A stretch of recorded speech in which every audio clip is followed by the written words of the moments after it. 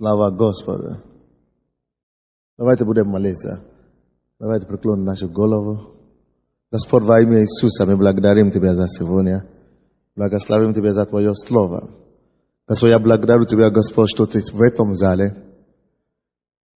Просим прощения, что не могли войти в второй час поклонения. Но мы уже отдали Тебе славу в начале. И мы знаем, что Ты уже принял нашу славу и поклонение, Господь. Поэтому я прошу, чтобы Ты простерял свою руку сейчас и прикоснулся ко всем присутствующим здесь, чтобы Ты явил Твое благо нам во имя Иисуса. Я запрещаю всякие дела дьявола, я разрушаю всякие угнетения, всякие депрессии, я разрушаю всякие болезни, я повелеваю всяким делам дьявола прекратиться, уйти и убраться прочь и вон отсюда во имя Иисуса. Я молю, чтобы Божья благодать и слава, благоволение Господне пошила на каждого. Господь, спасибо, что Ты это делаешь. И Господь, сейчас мы хотим слышать Твое Слово. Наполни наши уста, наполни мои уста, проговори через меня, скажи Твою волю и дай нам быть делателями Твоего Слова во имя Иисуса. И весь народ сказал Аминь. Откройте, пожалуйста, вместе со мной вторая книга Паралипоменон. Вторая Паралипоменон, 29 глава, 31 стих. Паралипоменон, вторая Паралипоменон, 29 глава, 31 стих. Я проповедую сегодня на теме таинство благодатственного приношения. Таинство благодатственного приношения. Слово таинство всем понятно, не? Да или нет? Это русское слово, но не очень популярное в народе. Таинство благодатственного приношения. 31 стих я читаю. И продолжал Езекия и сказал: теперь вы посвятили себя Господу, приступайте и приносите жертвы и благодарственные приношения в дом Господень. И понесло все собрание жертвы и благодарственные приношения, и всякий, кто расположен был сердцем, все сожжения.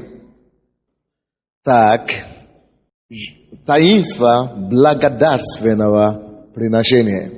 Еще раз прочту этот стих. И продолжая Езекия и сказал: теперь вы посвятили себя Господу. Как мы с вами уже посвятили себя Господу. Кто посвящен Господу, кто уже себя посвятил Господу, что Господь, я буду служить Тебе, служить. Аминь. Аминь.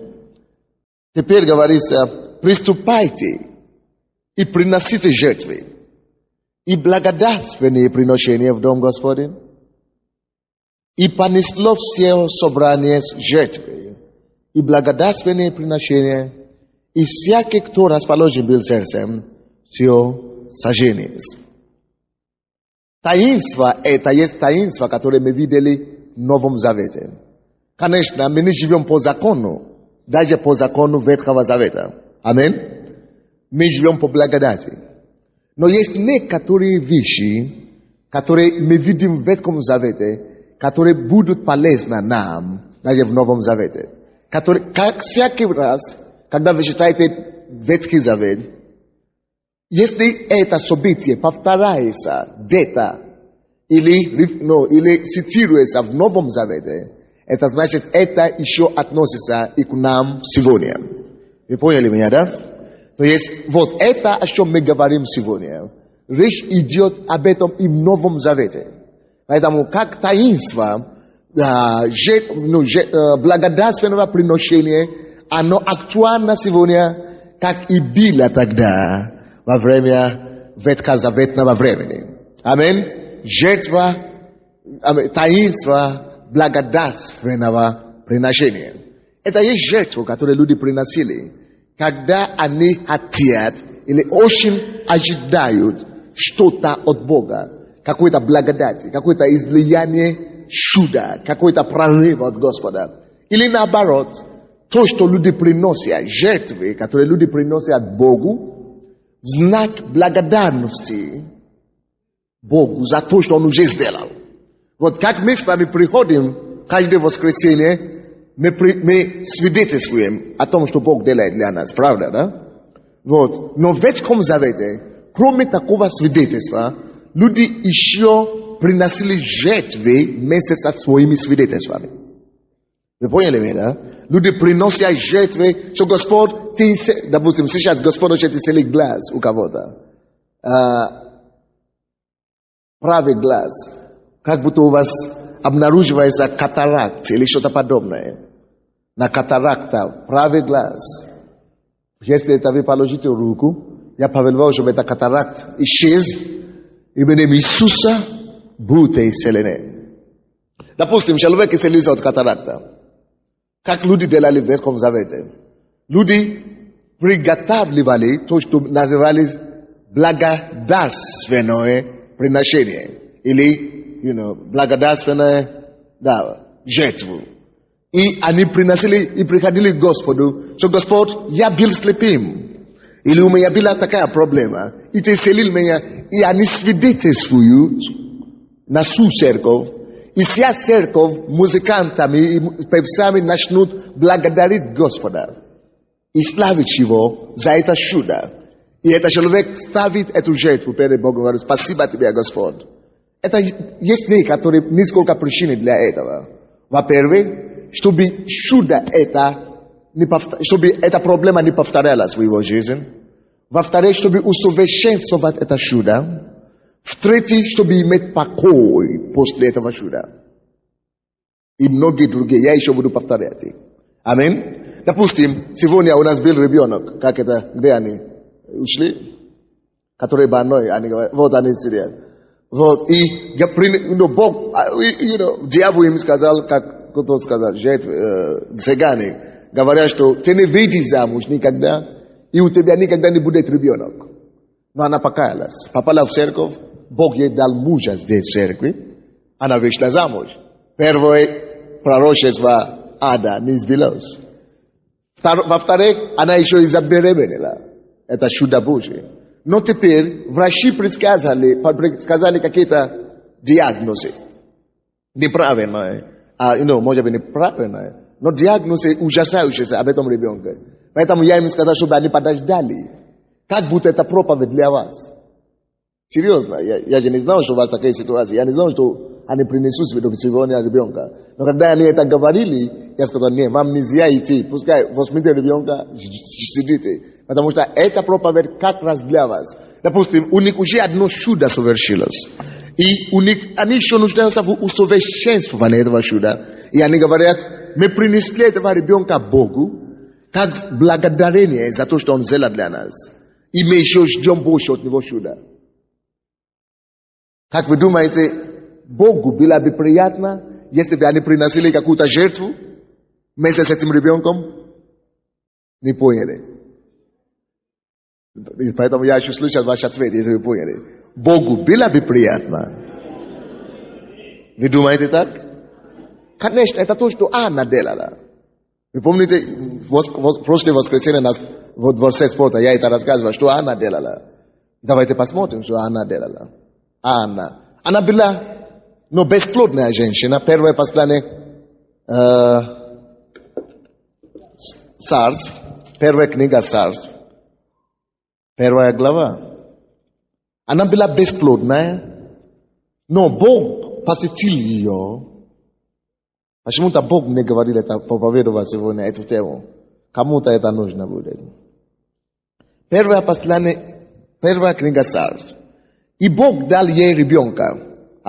И давайте будем читать 24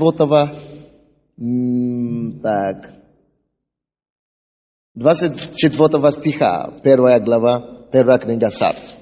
Когда же вскормила его, этого ребенка, Анна пошла с ним в Силом, это в Дом Божий, в церковь, взяв 3 тельца, это ей жертва.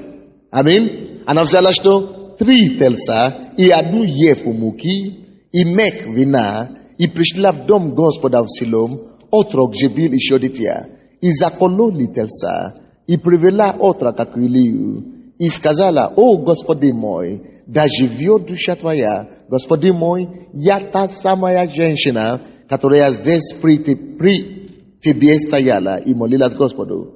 О сем дитяти молилась я, и исполнил мне Господь прощение мое, чего просила у него, и я отдаю его Господу на все жизни его служить Господу и поклонилась сам Господу». Видите, что она делала? Она принесла не только этого ребенка, она еще принесла тельсу, уфу, я не знаю, что это такое.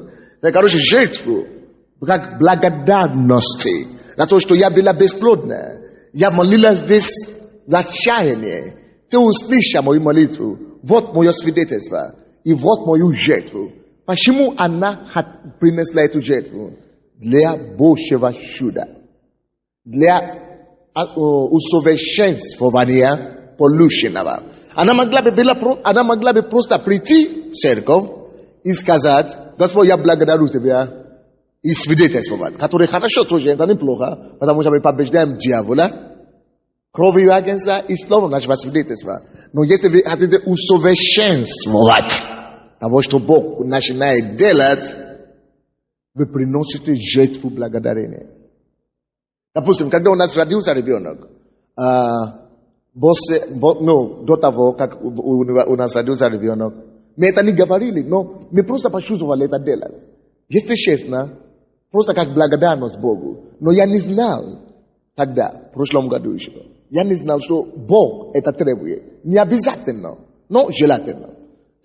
Потом я покажу, что эти жертвы приносили даже в Ветхом Завете не обязательно. Не обязательно. Только кто хочет усовершенствовать того, что он уже имеет. Вот, что у нас было? У нас врачи поставили диагноз, который практически оставляет нас без ребенка. Детская матка, кисты, фимбриомы и так далее. Хорошо, мы молились Богу, потому что мы верующие. Бог услышал наши молитвы и дал нам забеременеть. Мы имели ребенка, Фареса. И когда мы родили Фареса, у нас было деньги, $500, по-моему. Мы сказали: вот эти деньги, которые у нас дома, мы хотим принести, мы никому не говорили, мы не проповедовали об этом. Просто мы хотим принести жертву Богу, благодарность, что это Бог дал нам это чудо. И в это время мы молились Богу: Господь, ты сделал первое чудо. Мы вообще хотим не одного ребенка, но 3 ребенка, детей. И поэтому мы приносили тебе Фареса, как то первое чудо, которое ты уже сделал. Но вот жертву благодарности, которую мы имеем, мы принесли тоже это тебе. И мы еще верим, что ты усовершенствуешь это чудо. В настоящее время мы ждем второго.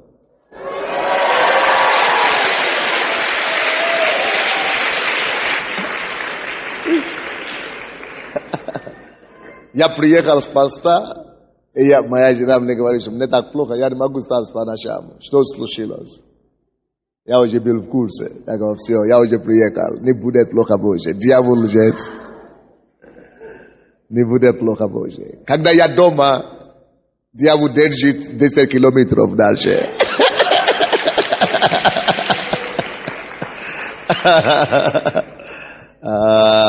Бог верен. Это маленький срок. Но, это есть верность Бога. Когда он родится, мы еще придем, принесем еще большую жертву. Бог даст нам возможность. А что мы говорим? И когда Анна это сделала, допустим, то из вас в курсе, что чем Бог ответил на ее жертву? Кто в курсе? Бог дал ей дополнительно 5 детей. 5 дополнительных детей. Она даже не ожидала, она даже не хотела больше. Она даже не молилась за больше детей. Но потому что благодарственное сердце всегда касается, или как мы говорим, Божьему сердцу. Как мы говорим? Можно так сказать? Благодарное сердце касается Божьего сердца. Божье сердце всегда тронут от благодарности. Вы слышите меня? Вот почему мы славим Его, мы прославляем Его, мы хвалим, мы поклоняемся. И вы знаете, что Бог мне положил на сердце? Это вам будет интересно. Я хочу ввести в нашу церковь эту традицию.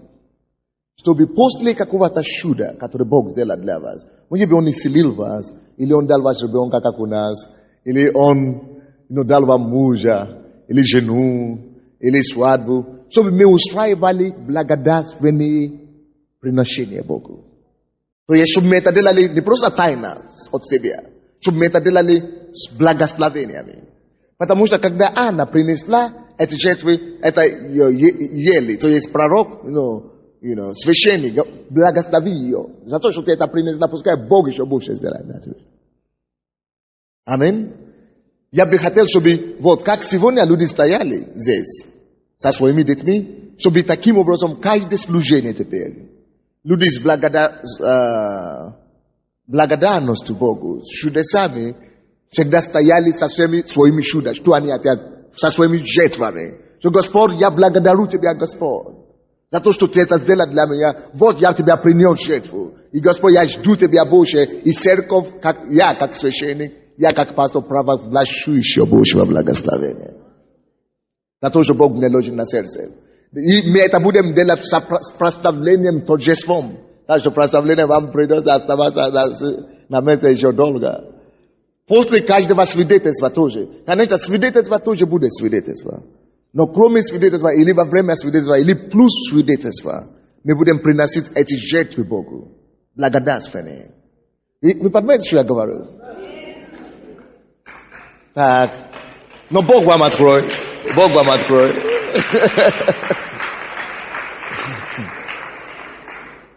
Я хочу, чтобы люди теперь жили в постоянных Божьих чудесах. Каждый день, день ото дня. Постоянно не прекращающийся поток Божьих чудес. Это есть то уровень, куда нас Господь выводит. Это есть то измерение, куда нас Господь выводит. Потому что если любой человек, кто благодарен Богу за малое, получит больше. Вы не поняли? Допустим, если ваш ребенок получил от вас подарок, и после того вернется вечером перед днем к вам, и говорит: мама или папа, ты утром мне дал на кармане деньги, или ты мне дал что-то. Ты знаешь, я так благодарен тебе, мама или папа, я так рад. Спасибо, что ты у меня такой, ты лучшая мама на свете, я тебя люблю. Чье сердце порадуется после такого?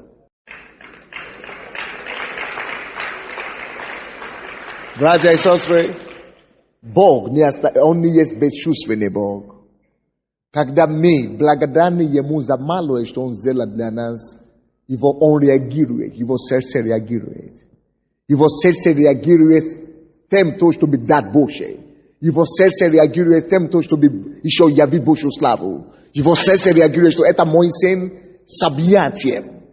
Братья и сестры, это есть то, как нужно пребывать в непрекращающем потоке Божьих чудес. Непрекращающий поток Божьих чудес. По-моему, я думал, я уже это написал у себя в дневнике.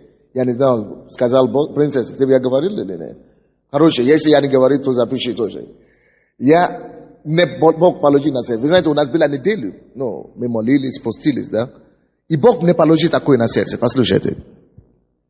Чтобы у каждого человека в церкви была тетрадка. Вы слышите меня? Чтобы у каждого человека в церкви была тетрадка. Тетрадь. Где он будет, кроме конспекты, проповеди, где он будет еще писать свои проблемы или же вернее ответы на проблемы. Когда эти проблемы возникли, писать его и помолиться об этом. И после того, как Бог уже сделал это чудо, после того, как Бог уже ответит, тут же и писать ответы. И сохранить память о Божьих чудесах. Это библейский, я вам скажу. Кто знает, что это библейский? Это библейский. Сохранить память о Божьих чудесах. И за каждый из этих память, за каждый из этих чудес принести Божье жертвоприношение, то есть благодарственная жертва. Принести благодарственную жертву, благодарение Господу за каждое чудо. Это есть таким образом, как мы можем пробивать в состоянии Божьей благословения всегда. Когда мы не забудем, потому что оно записано, и будем вспоминать, что всегда мне надо благодарить за это. Аминь. Запомните, что я сказал, что это не обязательно. Но кто хочет совершенствовать свое Божье движение в его жизни, и тоже пробивать потоки Божьих чудес, это делает, чтобы продолжать радовать сердце Отца. Радовать сердце Отца. Возгревать сердце Отца. Возгревать сердце Отца. И расположить его постоянно и непрестанно к тебе. Аминь. Скажи кому-нибудь, добро пожаловать, Божий поток, не прекращающийся чудес.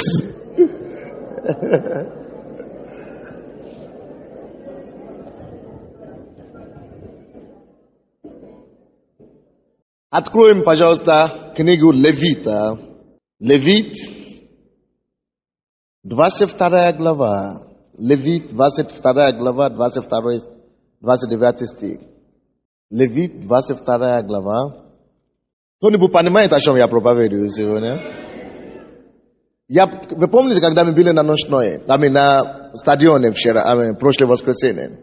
Я свидетельствовал об одной женщине, которая принесла для меня очень, я знаю, что это сестра Зе в церкви. Я не хочу унижать вас, я не хочу унижать или умолять вашу жертву. Но это для меня коснуло мое сердце. Она принесла такие сирожки, такие золото, которые я до сих пор не знаю, что нам делать с ними. То есть вещи, которые нам не нужны, в принципе. Но для нее, это дорогоценно для нее. Я даже не знаю, что нам делать. Но для нее это дорогоценно. И я отказывался. Я говорю, нет, зачем нам? Она говорит, я не вам принесла, я принесла Богу. Класс, да? Это класс.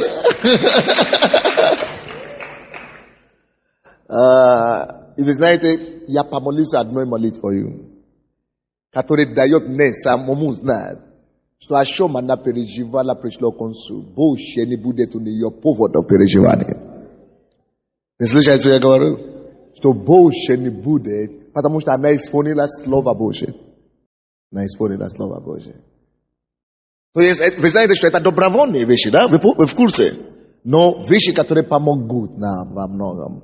Левит, 22 глава, 29-30 стих. Если приносить ты Господу жертву благодарения, видите, написано если. Братья и сестры, заметьте себе, когда говорится если, это значит не обязательно. Другое место говорится когда. Если бы это обязательно, написали бы, когда вы приносите. Но говорят, если, значит можно и нет. Как хочешь. Но если вы решите это делать. Так, вы здесь? Если приносите Господу жертву благодарения, то приносите ее так, чтобы она приобрела вам благоволение. Что она вам приобрест? Напишите еще это себе.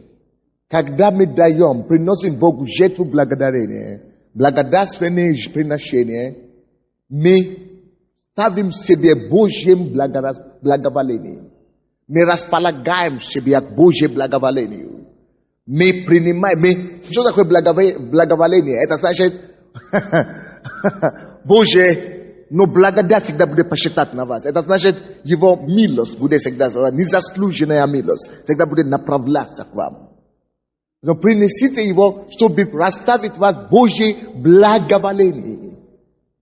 Жертву благодарения – это для благоволения. Жертва благодарения – это для сверхъестественного благоволения, сверхъестественного вмешательства.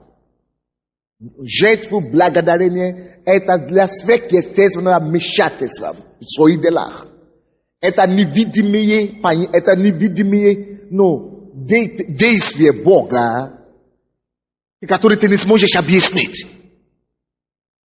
То есть Бог начнет так вмешиваться в твои события, в твоей жизни, что ты сам начинаешь сказать: Боже мой, за что? Люди начнут сказать, что тебя Бог любит больше всего. Люди начнут говорить, смотреть на тебя и ха-ха-ха, и удивляться, вернее, и гакнуть. Они начнут смотреть на тебя и гакнуть. Боже мой, они начнут говорить: неужели есть такие меры, такие измерения милости? Неужели такие измерения милости существуют? То есть непознанные Божьи благодати начинают открываться тебе. Невидимые двери начинают открываться. Незадуманные проекты начинают проявляться как с небес. Это необъяснимые чудеса начинают происходить. Это то, что мы называем Божье благоволение. Божье благоволение. Допустим, если у вас благоволение у человека, допустим, если у вас начальник, и у вас благоволение, но у этого начальника благоволение к вам, он всегда идет вам на уступку. Он всегда делает вам то, что вы даже не просили. Он дает вам, то есть он идет вам навстречу. Представляете себе, что тогда будет, если у человека будет благоволение у Бога самого? Что тогда будет? Если человек, допустим, имеет благоволение к президенту, мы говорим, что это человек имеет доступ, или как мы говорим. Да, доступ к высшей эшелоне власти, уважать его. Привилегия, как это? Что тогда будет, я спрашивал. Если теперь ты будешь иметь благоволение в ушах Бога. Поэтому я и говорю, что последствия – это непрекращающийся поток чудеса. Это значит, ты начинаешь жить посередине Божьего удивления. Посередине Божьего удивления. Ты смотришь сюда, Бог тебе делает сюрприз. Ты смотришь сюда, Он делает тебе сюрприз. Ты смотришь назад, опять сюрприз. Благодаря благодарение. Благодаря благодарению. Я говорю, благодаря благодарению. Скажи спасибо тебе, Господь. Видите, мы благодарим Господа словами, но мы говорим сейчас о жертве благодарения. Жертва благодарения. Когда я что-то жертвую, чтобы просто поблагодарить. Написано, всякий кто, если вы, поэтому оно не обязательно, только если вы хотите. Если вы приносите, то приносите на что-то, на Божье благоволение. На Божье благоволение. На Божье благоволение. Благоволение. Это потрясающее невидимое Божье проявление. Чудный Бог.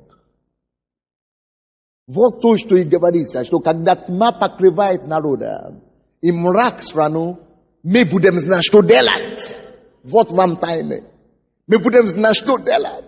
Мы будем знать, какие кнопки нажать, чтобы свет продолжал быть над нами. Мы будем знать. Поэтому тьма и мрак не покрывают нас. Но. Мы знаем ответы. Мы знаем, что нужно делать, чтобы вступить в Божье измерение благости и благоволения. Мы знаем, что нам делать, чтобы течь в его потоке. Мы знаем, что нам делать, чтобы иметь непрерывное проявление Божьей милости. Мы знаем, как быть любимщиком у Творца. А когда ты любимец и любимщик у самого Творца, у тебя проблем нет. Проблем нет. Махабаху сукобоху борьябахая. Киламаху сокобриендия. Аминь. Написано, что таинство Господа открыты только своим святым. Таинство Господне открыты своим святым. Поэтому я это назвал таинство благодарственного приношения. Это таинство. которые открыты только святым в это последнее время. Потому что оно должно было открыто для их сияния. Оно должно было открыто для них, чтобы слава Господня была видна над ними, когда мрак над другими. Вы здесь? Чудный Бог. Это 29 стих мы читали. 30 стих. В тот же день должна съесть ее. Не оставляйте от нее до утра. Я Господь. Я Господь. Тот же день, когда вы приносите Богу жертву благодарения, тот же день нужно съесть. Нужно съесть ее и не оставлять до утра. Слушайте сюда. Внимательно должны слушать объяснение. Это значит, допустим, вы доверяетесь Господу, чтобы Он дал вам ребенка, как мы с Божией делали. У нас врачи поставили диагноз, невозможно, не будет. Хорошо. Но когда мы очень отчаяны перед Богом, мы приносим жертву, мы благодарим, мы молились, мы уже сделали все. И либо заранее, либо после, приносим жертву, либо после чуда, либо до чуда. Приносим эту жертву Богу и говорим: Господь, мы ожидаем это чудо от Тебя. Или мы ожидаем усовершенствования этого чуда от Тебя. И Господь, мы принесли Тебе. Написано, как только что вы принесли перед Богом, заследуйте за мной, как только что вы принесли эту жертву перед Богом, там вы должны съесть его. Это значит, как только что я открыл эту нужду перед Богом, как только что я принес эту проблему перед Богом, я должен понять и довериться Господу, что это дело мертвое, оно решено. Я отдал эту жертву Богу, как знак благодарения, это дело не должно вернуться ко мне. Это дело не должно остаться до второй день. Оно не должно остаться на третий день. То есть я не должен продолжать переживать об этом завтра. Как только что я оставил эту жертву Богу на алтаре, все, оно съедено Богом. Господь, это значит, что принял эту жертву. Я должен знать, что это дело закончено. Значит, все, решено. Я больше уже не имею права переживать, беспокоиться, или опять молиться, опять что-то делать. Ну, простите, плакать завтра. Нет, оно съедено, все. Потому что когда люди приносят жертву Богу, если огонь Божий не сходит на эту жертву и поражает, и съедает эту жертву, что это обозначает? Кто знает? Конечно, принят. Но если уже принят твоя молитва, если уже принята молитва, если твоя жертва уже принята, зачем тогда тебе еще опять приходи завтра плакать-то? Ну чего тогда приходи завтра плакать?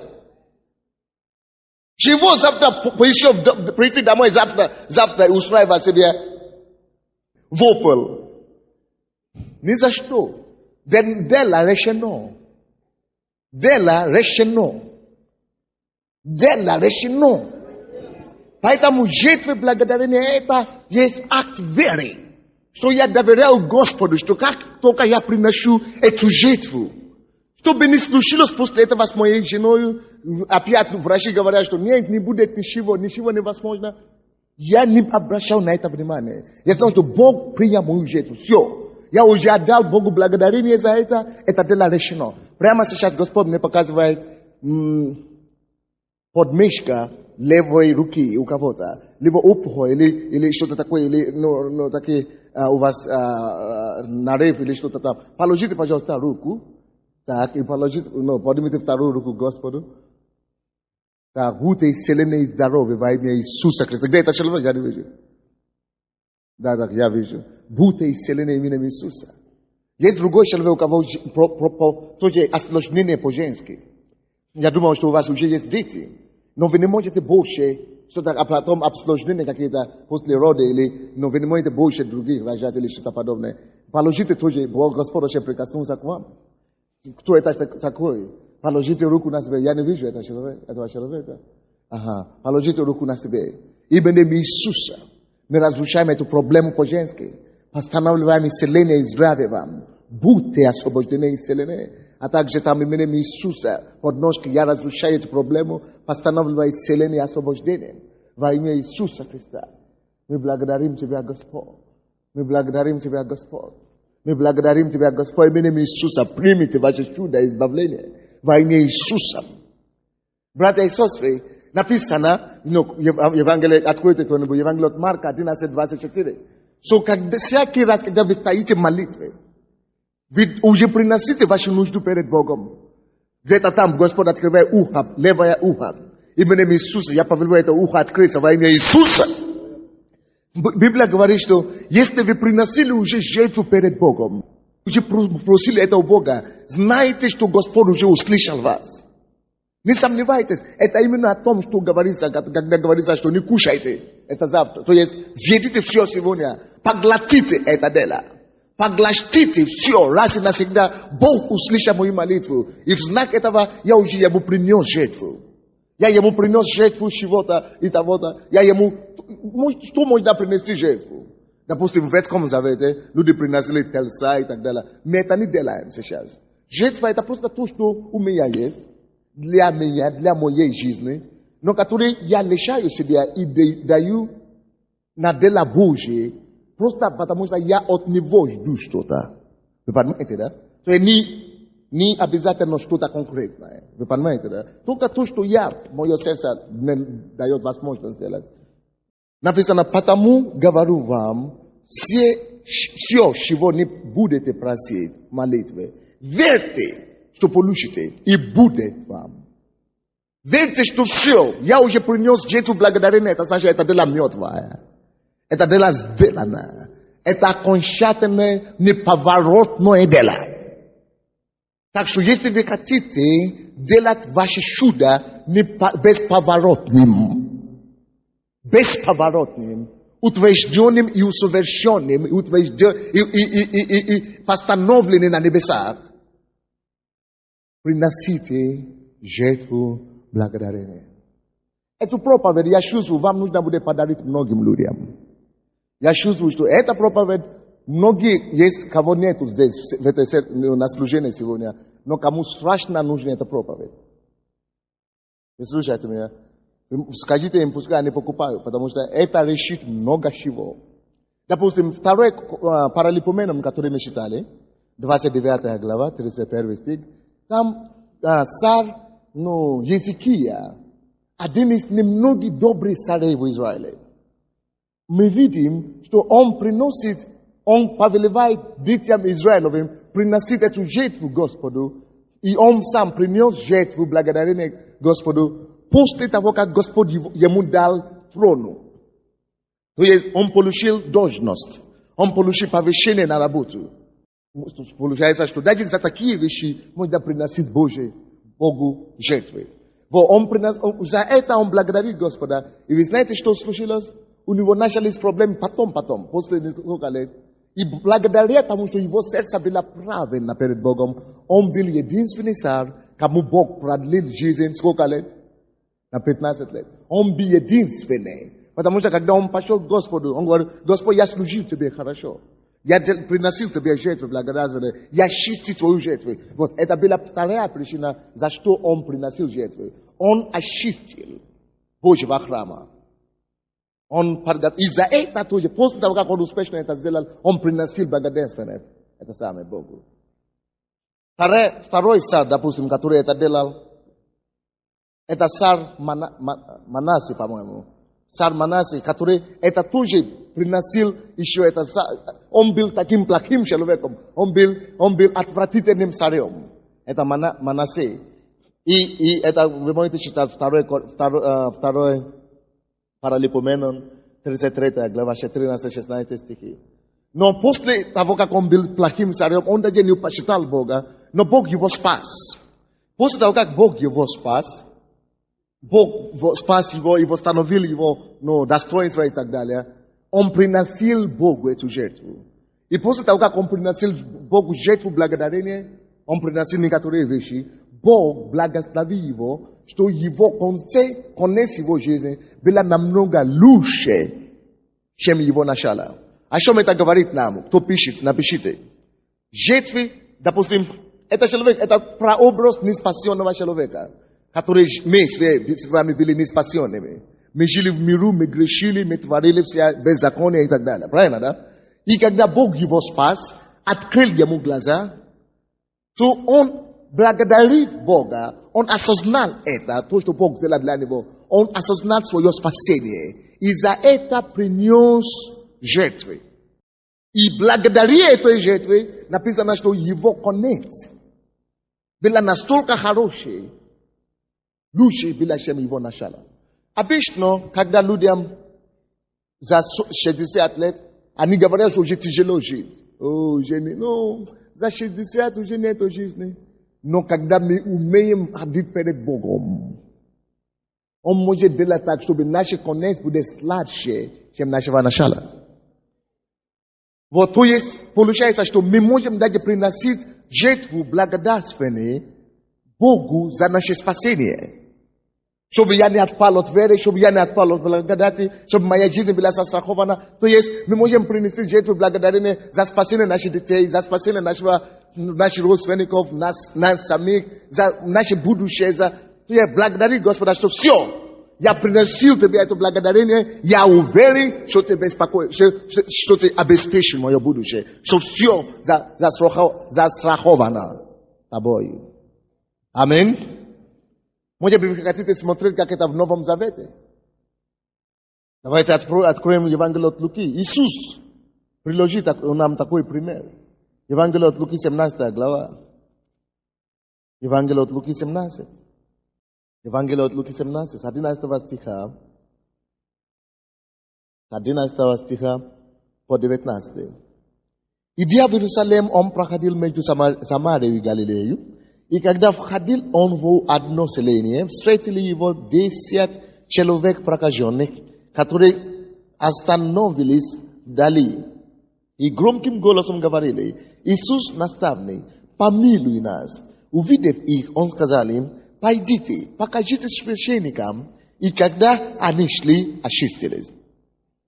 Один же из них, видя, что исцелен, возвратился, громким голосом прославляя Бога, и пал низ. И к ногам его, благодаря его. Видите, жертву благодарения. И это был самарянин. Тогда Иисус сказал: не 10 ли очистились, даже 9. Остальные 9 не знали тайны благодарения. Они не знали тайны благодарения. Давайте я вам покажу другое место, что касается жертвы непосредственно. Евангелие от Луки, 5 глава, 13-14 стихи. Евангелие от Луки, 5-13. Это про прокаженный.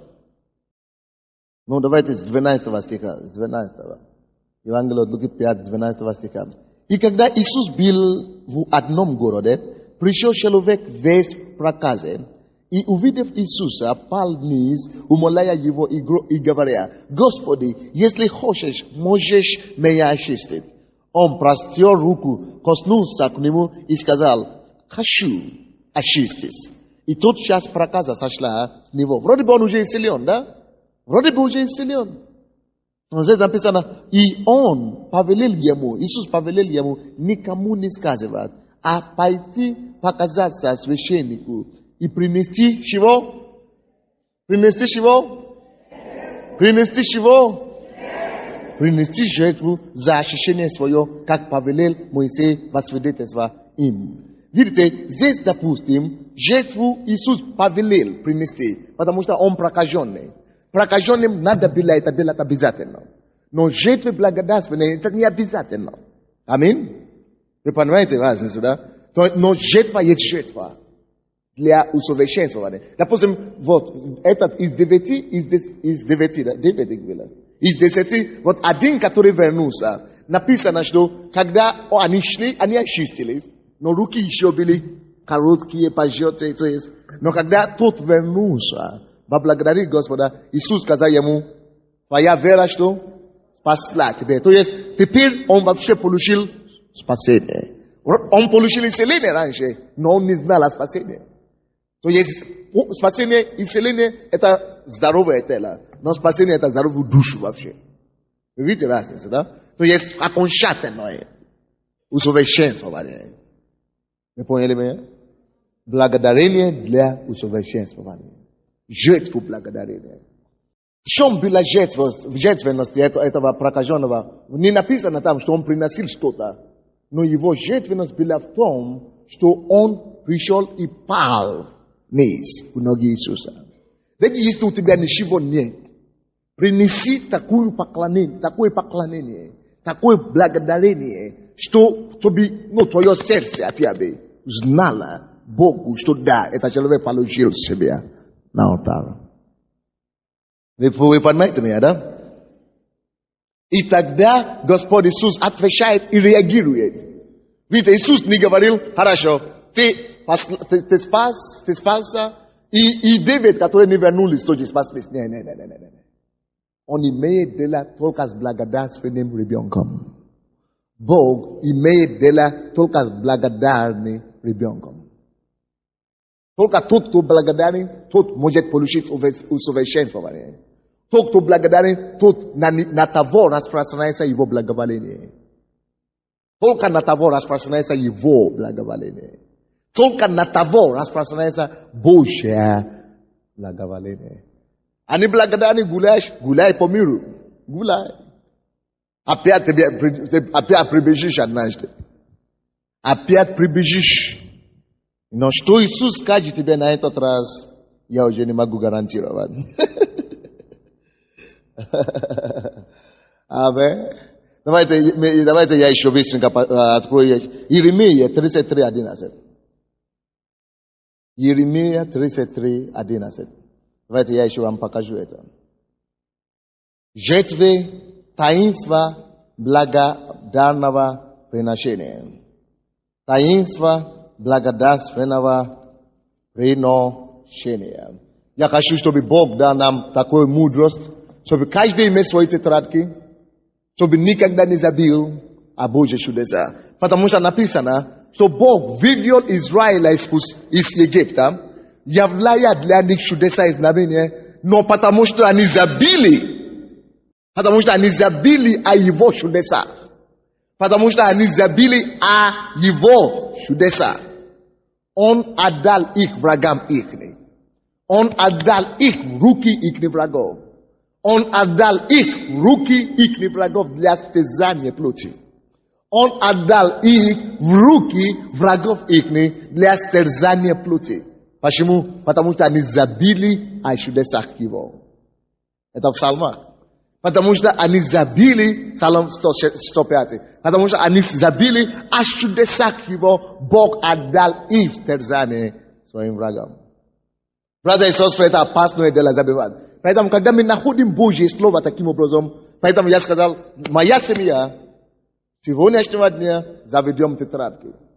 А все проблемы по одному мы вспомним, и какие чудеса Бог сделал для нас. Как Он помог.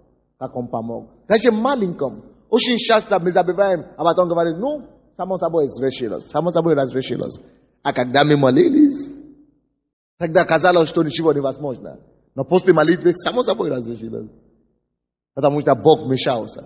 Поэтому мы не должны забывать его. Люди, которые забывают о его чудесах, отдаются в руки врагов их для стязания. Не дай Бог. Так что я поощряю вас также. Заведите тетрадь и напишите там на обложке. Тетрадь благодарственного приношения. Тетрадь Божьих чудес, чтобы не забывать о его благости и чудесах ко мне. И за каждого из них приносите благодарение Господу. Это потрясающее откровение, я вам скажу. Это потрясающая истина, которая позволяет нам пробиваться и придерживаться Божьим потоке чудес. Аминь. Конечно, самое первое чудо это то, что мы спаслись. Но Иеремия, откройте, пожалуйста, 33:11. Опять будет слышен голос радости и голос веселья, голос жениха и голос невесты, голос говорящий. Славьте Господа Саваофа, ибо благ Господь, ибо вовек милость его, и голос приносящих жертву благодарения. Вы не заметили, что я видел там? И голос приносящих жертву благодарения в доме Господне. Ибо я возвращу пленных этой земли. Прежнее состояние. Восстановление. Восстановление. Божественное восстановление. Он говорит, что будет слышен голос приносящий жертву в дом Господень. Невозможно, чтобы ты приносил жертву благодарения в дом Господень, чтобы твое свидетельство не было слышно. Чтобы голос радости из тебя не вышло. Не вышло голос радости. Невозможно, потому что будет голос радости на улице. Будет голос радости. То есть приносящие жертвы благодарения всегда будут наполнены радостными известиями. Это великолепное откровение. Это великолепное откровение. Будет слышен голос, вот так как слышен голос на улице, и в это самое, площадя, слышно голос невесты и жениха. Новобрачные, или как мы говорим, новоженные, как они радуются. И Библия здесь сравнивает радость, приносящую жертву, с радостью молодоженных. Он сравнивает радость, голос радости, приносящий жертву благодарности с радостью молодоженных. Это потрясающее чудо. Это значит, по-любому Бог даст тебе такую радость, такое исполнение, такое обетование исполнит. Ну что? Ты будешь такой счастливый, как будто ты только что вышла замуж. Потому что Бог исполняет твое желание. Ты будешь такой счастливый, как будто ты только что женился. Потому что Господь исполняет желание твоего сердца. Будет слышен голос, приносящий благодарение. Будет слышен голос. Невозможно, чтобы не было слышно.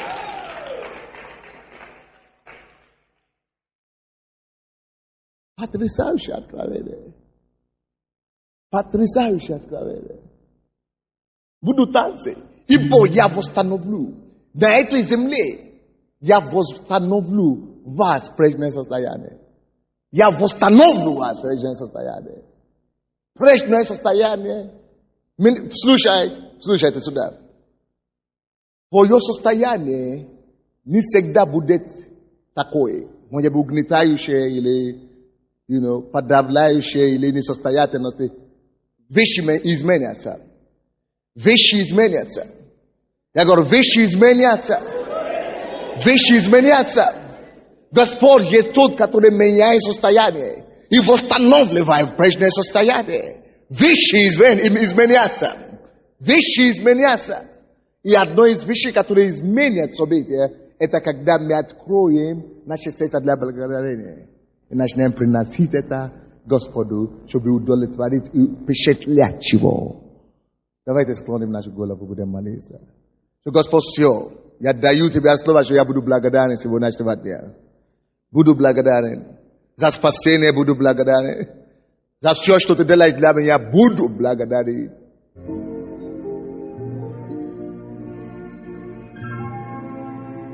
Псалом 115. Я хочу помолиться за нас сейчас после этого слова. 115 Псалом. В это время, пожалуйста, наставники, станьте, пожалуйста, за каждым человеком. Мы ждем больше наставников. Возьмите свою Библию, станьте за людьми. Это ничего страшного. Возьмите свою Библию, пройдите, стать за людьми. 115 Псалом. 7 и 8 стихи. 7 и 8 стихи. Я хочу помолиться за нас. Мы еще не закончили. У нас еще есть 6 минут до 5. Так что 7 и 8 минут. 7 и 8 стихи. Вы нашли? 115. О Господи, я раб Твой, Давид говорит. Я раб Твой и сын раби Твоей. Ты разрешил узы мои. Тебе принесу жертву хвалы, и имя Господне призову. Что он принесет? Что? Видите, он говорит в 7 стихе, почему? Потому что ты разрешил его узы мои. Если Бог сделал какое-то чудо для тебя, это есть в то время как раз возможность, почему нужно принести жертву, хвале и благодарение Господу. Вы слушаете меня, да? За чудо наше мы должны свидетельствовать.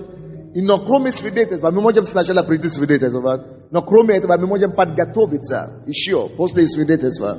Свидетельство все равно должно быть, но после этого мы можем подготовить себя для жертвоприношения, благодарственное приношение Господу, чтобы получить больше явления чудес и знамения Его.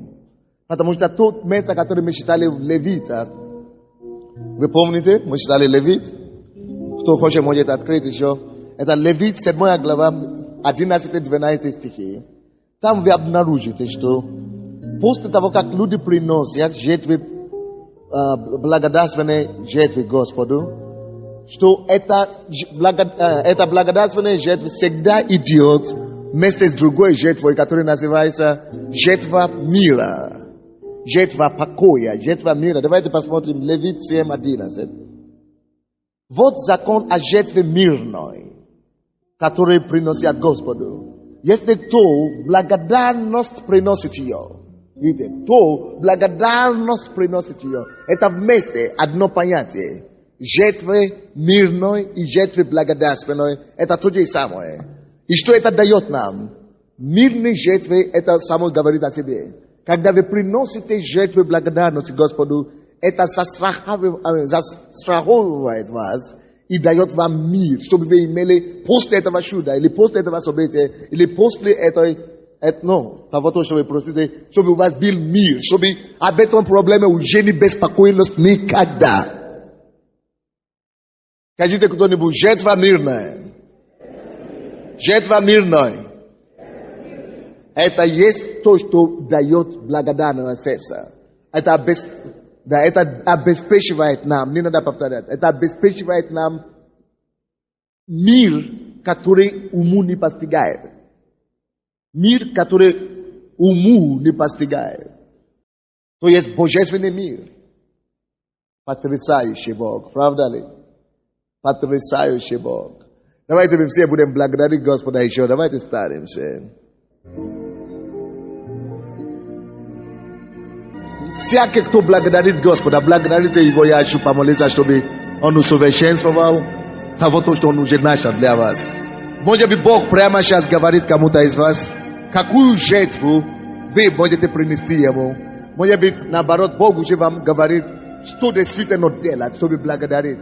То, что вы хотите. Вы можете просто, поговорить с Богом или просить у Бога, что Господь, да, я буду благодарить Тебя за Твое чудо, чтобы получить большего чуда, чтобы получить усовершенствование этого чуда, чтобы получить безопасное страхование, чтобы получить Твой мир, Господь, чтобы получить, Господь, Твою безопасность, и, Господь, чтобы не прекратилось чудеса в моей жизни. Вы просто доверяйтесь Господу. Мой Бог, во имя Иисуса, я простираю мои руки к моим братьям и сестрам. Они благодарны за Твои чудеса в нашей жизни. Господь, мы не забудем Твои чудеса. Мы не забудем о Твоих благих делах. Мы будем даже заводить все в тетрадки. Будем благодарить Тебя, что Ты посещаешь нас. Господь, за благодарение Ты даешь еще больше чудеса. Ты посещаешь еще больше. Мы баболика самошиндея. И я, Господь, молюсь за моих братьев и сестер. Я молюсь, Господь, чтобы Твое чудо умножилось в своих жизнях. Чтобы, Господь, не прекратилось Твоих благих дел. Во имя Иисуса я запрещаю всякое дело дьявола в вашей жизни. Я разрушаю пожирающих. Я разрушаю дьявола и все его бесов. Я молюсь, Господь, чтобы начались новые уровни, новый поток силы Божьей, поток Божьей благости, поток Божьего благоволения в жизни каждого во имя Иисуса. И Господь, по мере того, как мы будем приносить жертвы благодарственные, я молюсь, чтобы Ты умножил наши чудеса, чтобы Ты дал нам мир, Господь, чтобы Ты дал нам благоволение Твое, чтобы Ты восстанавливал наши жизни, наши семьи, наши работы, именем Иисуса, наше здоровье, во имя Иисуса Христа. Господь, я благодарю Тебе что ты прикасаешься ко всем твоим детям прямо сейчас. Ты прикасаешься к каждому человеку. Ты уменьшаешь наши трудности. Ты разрешаешь все обстоятельства. И, Господь, поднимаешь нас выше нашего ожидания. Мы благодарим, мы верим в Тебя, мы славим Тебя. Господь, мы отдаем Тебя в Твои руки сегодня. Охрани каждого, защити каждого, возьми каждого в Твои руки. И, Господь, дай нам видеть больше Твоей славы. Господь, дай нам жить в Твоем изобилие Твоего посещения, изобилие Твоего чудеса. Именем Иисуса Христа я славлю, я благодарю и поклоню Тебя за каждого человека.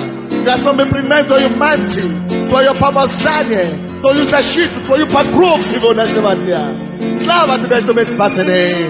Мы славим и благодарим Тебя. Во имя Иисуса Христа.